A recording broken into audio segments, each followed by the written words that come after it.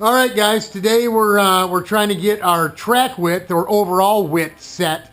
It isn't something that's going to be in stone. This is just a starting point for us. We know the front track width because with the brakes and what have you isn't adjustable.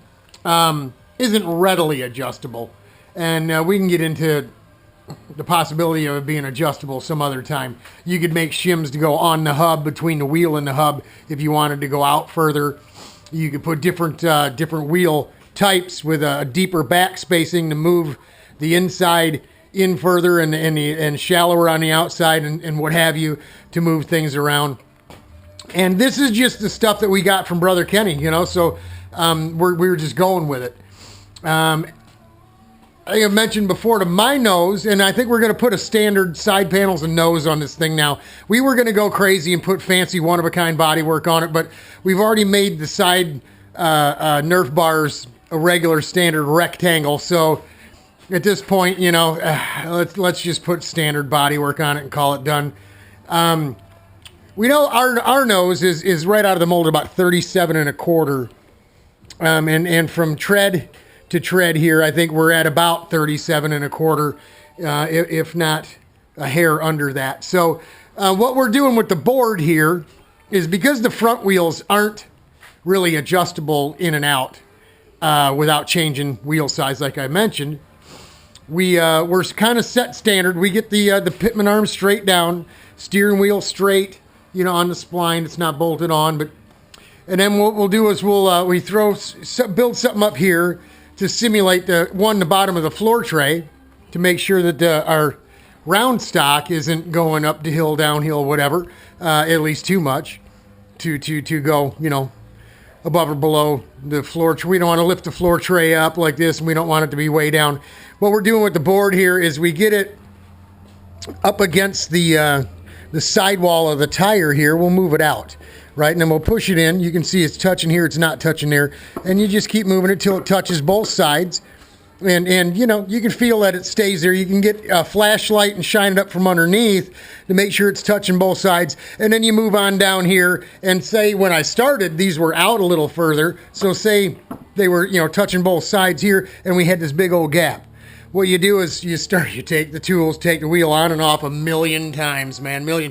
And you inch your way in a little bit at a time. Sometimes you take too big a bite and you got to move it back out. Ask me how I know. You get a little impatient. But you see what happens is we start weaseling our way in. What we want to do is just get this thing square. Just to get us started, let's just get it squared up, right? We'll move the wheel in far enough to where it ends up. And then if it's touching the front, not touching the back, then we go ahead and adjust it and get it straight, keeping everything straight and square. Now, this isn't how, we're not going to bolt it down and call it good forever. Then we move the board to the other side, right? We only got one straight edge on this board, which is fine. So we keep the rear to rear, the front at the front. We just flip it over. And we do the same thing here, right? We'll push it up, make sure it touches. And it's not cockeyed or angled, and it's not rocket science. It doesn't have to be absolutely perfect. But we did, I tuned it in a bit. And we got the rear wheels in enough to where it's still clearing the chassis down there where the roll of the tire isn't going to touch. And we've got the width of the front projected back to the rear.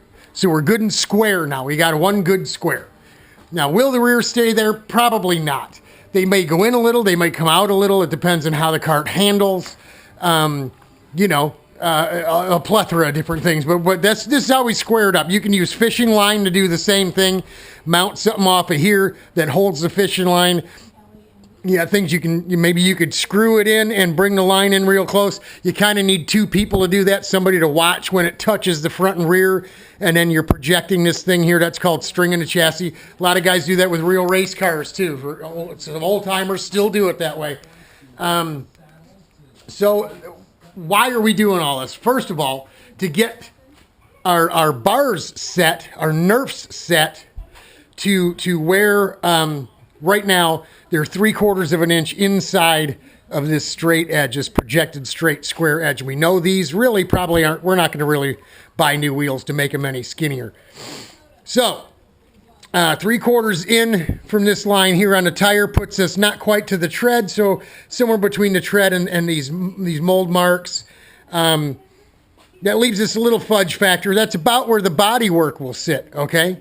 So you obviously, you don't want to set this thing up so the wheels are hanging way out of the bodywork like a jalopy and stuff. I mean, granted, we're not building a go get 'em competition rig, but it's still going to have my name on it, so I want it to, come on, it's a fashion show out there. If you've learned nothing from hanging out at RPM, you know it's a fashion show out there. So this thing's got to be straight and square and right and look good all at the same time. So that's what we're doing. We got her all squared up. We've marked things with a marker. We can remove all this wood and stuff now and get in and drill and tap and get these bars locked down. We can probably even go ahead and cut off the extra that this little deal is on and whatever we've got hanging out of here, because we know it's not going to get any wider than this. Okay, the front end isn't going to get any wider. If we want to do anything, we're going to want to make it narrower. So that's where we're at. We'll go ahead and drill and tap this stuff today. We can actually, because those stubs that are inside those pieces of tubing in the back are so long, we could probably go right out by the edge, maybe in a half an inch or so, and drill a hole to pin it. And then if we want to make it, we want to skinny this thing up later, we're going to chop that tube down. We're going to bring the front in as well. And then we can we got enough stub left there that we can drill another hole and pin it again.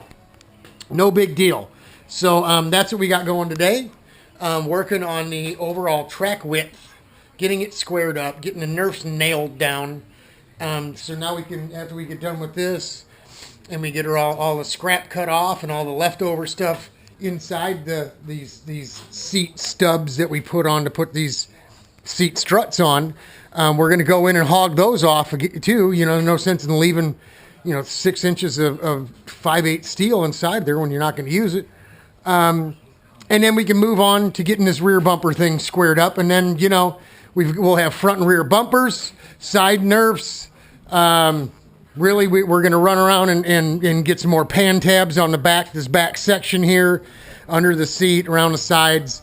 And we'll probably, before the test day, put some type of partial floor tray underneath it as well.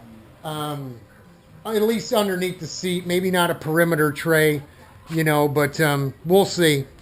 Something like maybe from here out, just to keep the air and the stuff up, because let's be honest, there's a good chance this go-kart's going to be doing some agricultural driving as well.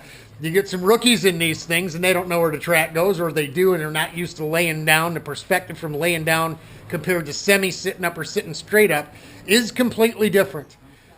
We've dealt with sit-up chassis guys taking a ride in our lay-down shifter, and some of them go out and come right back in and say, I can't see where the heck I'm going, you're out of your mind. And then we've had other guys that actually dig it. So in either way, in either circumstance, there's a chance this thing's going to get off the road. So, we don't want to put too much effort into all this, but at the same time, it is a fashion show. So there we are. That's what we're doing today. We're playing around out in the garage, burning some time, playing with the go-karts. That's all we got for you today. Godspeed. God bless. We'll show you what we got when we get that back bumper on. Talk to y'all.